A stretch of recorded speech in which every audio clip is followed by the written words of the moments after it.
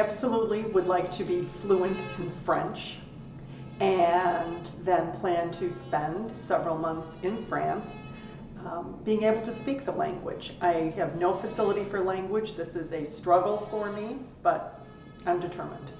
No, actually I achieved more than I ever anticipated that I would professionally, so I'm actually pretty pleased at the course of my career. I think over time you realize your professional life is something that you do. It is not who you are, but it's because of who you are, I felt, that allowed me to have the level of success that I had. No, I am not satisfied with my life today, but that has nothing to do with, I think, who I am. It is who is missing in my life. So. And do you feel pressure from society to fulfill a certain role in your personal or professional life?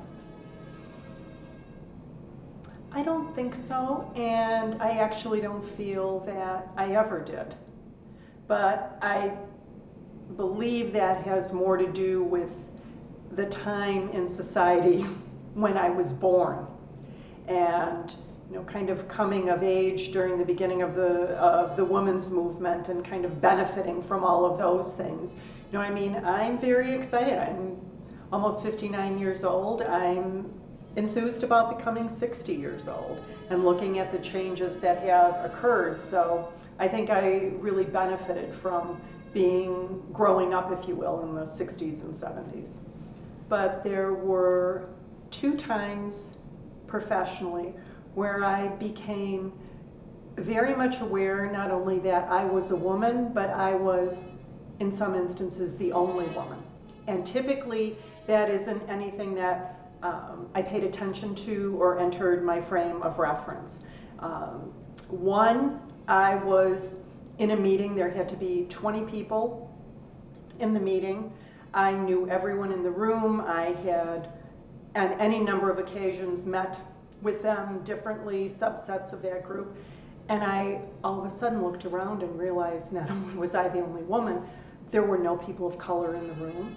And I was surrounded by middle-aged white men. And that said to me more about the organization.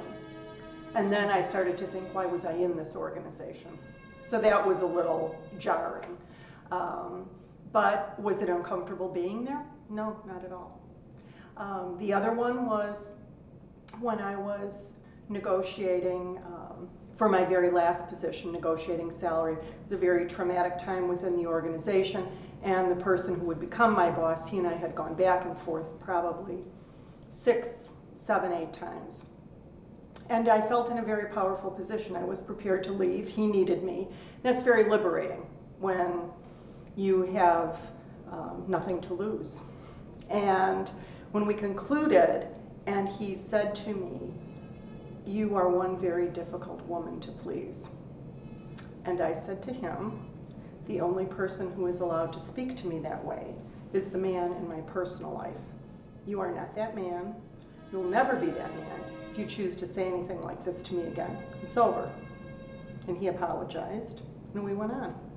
So those were, in a career of 30-some years, I didn't think that those were, I guess I was blessed that I did not have to fight many, many battles. I think it is not simply happiness for women. I think it is happiness for kind of our civilization, people on the planet right now.